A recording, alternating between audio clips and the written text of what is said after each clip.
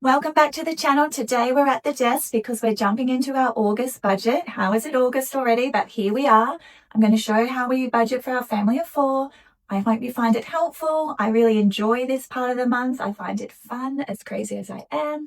So let's get into it. Also for the dividend income next month, I have put in last year's dividend amount because the dividend amount hasn't been released yet. So I'm just going with that, and it'll be a bonus if it's more. Hopefully it's more. I do have an Excel spreadsheet where I track my dividend income separately. I do sell it in my Etsy store, but because now I am partnered with CoPlenty, I don't really advertise my Etsy store anymore. So if you want a copy of my dividend tracker, you can just send me an email and I'll send you a copy. I wanted to explain my weekly pay because I pay myself weekly, even though I get paid fortnightly. So all my pay goes into an income account and then I pay myself weekly. And I pay myself $1,400 a week, which also leaves a little bit of a buffer in the income account to sometimes pay me more if we need to.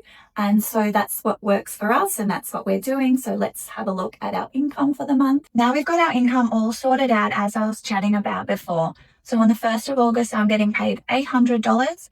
I get paid Tuesdays, so then my next pay is on the 5th of August. So then it's those $1,400 amounts for the week. And then on the 26th of August, there's only 6 more days to the end of the month.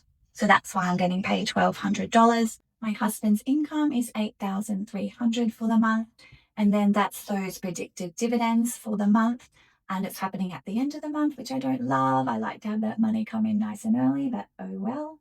It's better than nothing, of course. Something else that I wanted to mention is that we're trying to keep our expenses to $10,000.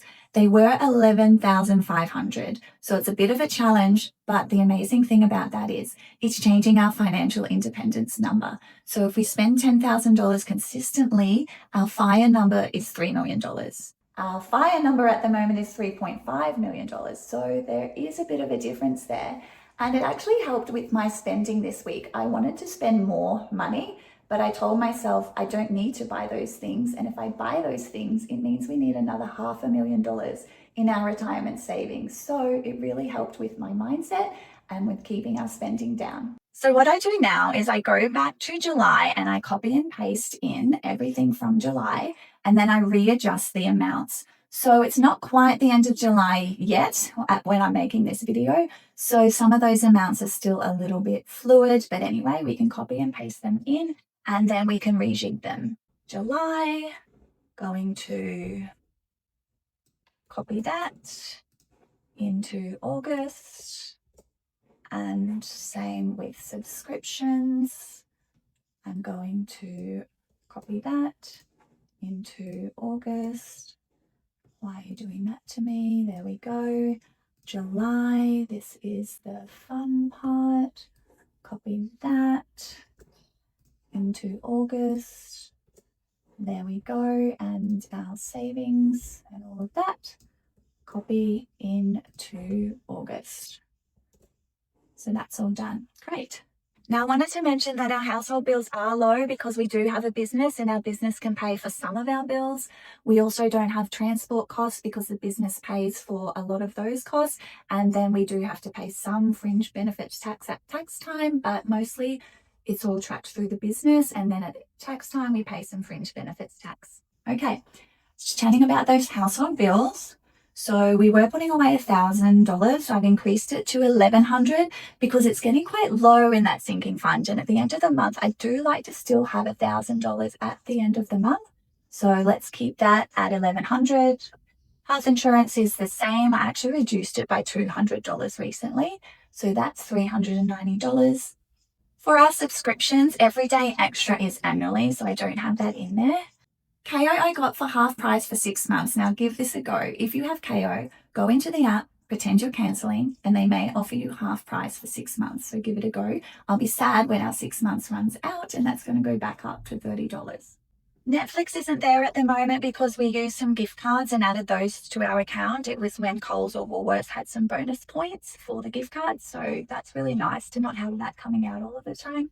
As I mentioned earlier, this budget spreadsheet's from CoPlenty. I really love it. It's very thorough, as you can see in the video. So if you do want to try it out, I do have an affiliate link in the video description, so have a look at that. Okay, so let's have a look. I feel like when we were spending 11,500, I was putting too much into our sinking funds. So we can put a little bit less into those. So I'm changing school fees to 500. OSH keeping the same. Shares interest, I feel, is going to be a fair bit less because we've put some money into that offset account for that loan. So I'm going to change that to 500. Mortgage, 0. We're going to stick with food at 1,400. Non-essentials. Now, I really feel like we need some new clothes. I actually don't spend a lot of money on clothes, and it's actually a problem. So I'm going to just put in 200 for now. Takeaway was a lot, and I don't want to spend that much again. So 200. Kids sport should not be as much this month. So let's change that down to 400. Now, this is for our children's pocket money, which we have a new strategy with that at the moment. So I'm going to make a video about it, but it needs to increase to 80. Oh, goodness. Gym, keep that at the same. Medical, I like to just budget for one appointment and some medicine. But last month I had a fair bit of medicine to buy. So let's reduce that to 120. Our best life, again, I feel like we could put less in our sinking funds. Investment property, 1,000. Dining out is normally more than that. We just didn't go out. So let's do 200. So that's generally enough to go out twice. Clothing, I popped that in non-essentials actually. So let's change non-essentials to 100 and clothing to 200. We'll see how that all works out. Beauty and grooming definitely will not be that much. That was my hair. And I have a really good hairdresser and I don't want to change to go to someone cheaper. And it was a pedicure as well in there. So I have a pedicure sometimes. I just budget it anyway. Now let me think. I feel like the boys might be due for haircuts. So I'm going to change that to 120. Alcohol, doing dry July and probably won't be doing dry July again. So let's change that to 80.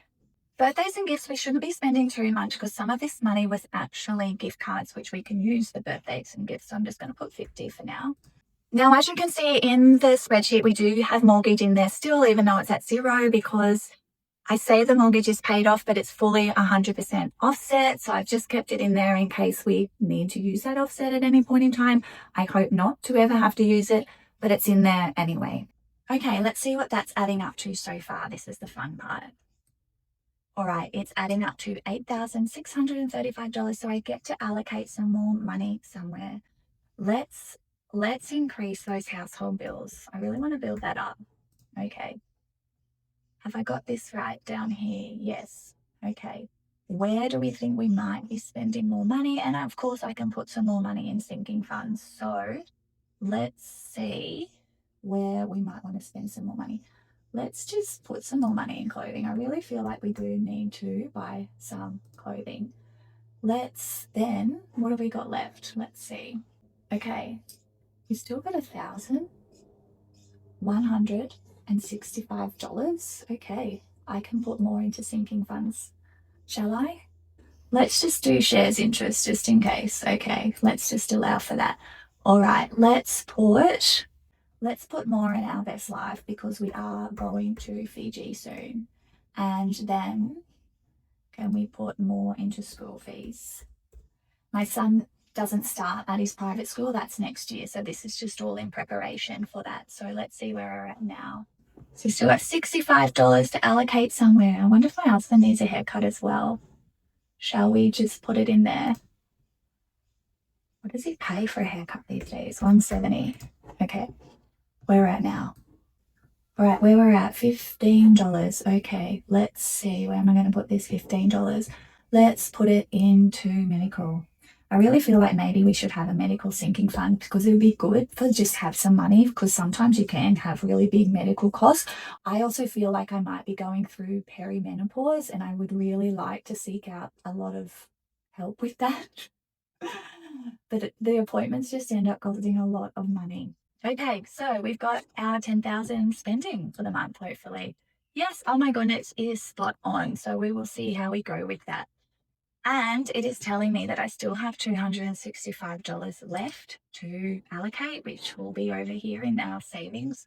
All right, this might be a little bit controversial, but I don't think savings is savings if you plan to eventually spend that money, especially on consumer items. So our savings are literally our investment property principal, our shares loan principal, and savings to invest.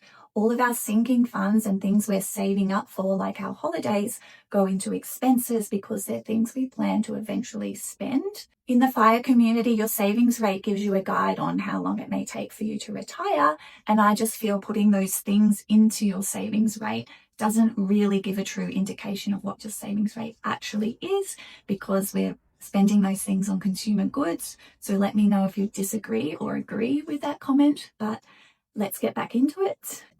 Just round this out to an even number because I love even numbers. Okay, and how much did we say we got left? 220. 220. So let's change. I really want this just to be 3,500. I don't know. I just like that number at the moment because okay, 120. I suppose we can put that up. 3600. Let's put 920 in here, and then hopefully everything's adding up. $1.25 left. That's pretty good. All right. So income sorted. Maybe the dividends will change. We will see. Love it to go up. This won't change. This won't change. This will change. So what I do, I check in often, every day, I have confessed, and I will rejig these amounts if I need to. And generally these won't change much, but it depends on how much the principal payments are, because they're not always the exact same amounts each month. Congratulations, you made it to the end. If you love this spreadsheet but it seems all too hard, I do offer one-on-one budget coaching on Zoom, and I love this thing and I'd love to help you out with doing something like this. So have a look in my video description for the link, and I'll see you in the next video.